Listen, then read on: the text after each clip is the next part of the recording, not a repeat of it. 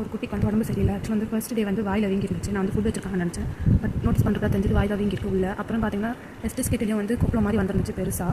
So 4 days ஆனதுனால நான் search பண்ணியிருந்தேன் கூகுளில். ஸோ வந்து இமீடியட் ஹாஸ்பிட்டல் கூட்டு போகணும். இது வந்து ஆப்சன்ஸ் இல்லை டியூமராக இருக்கலாம்னு சொல்லியிருந்தாங்க. அவங்களுக்கு வந்து வாயில் புண்ணு இருக்கனால பியூரி மாதிரி ஃபுட் கொடுக்கணும்னு சொல்லியிருந்தாங்க. ஸோ நான் அதை செஞ்சு கொடுத்தான். அவன் சாப்பிட மாட்டான். இவன் உட்காந்து அதை இஷ்டத்துக்கு நல்லா சாப்பிட்டுருக்கான். கொஞ்சம் எடுத்து கொடுத்தா போதுமா இருக்கு 10 இந்தாண்டா கொஞ்சம்.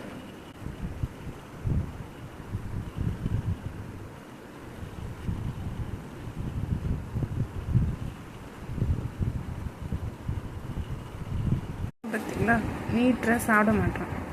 அதுக்கு கடிச்சு தான் சாப்பிட்ணும். புடி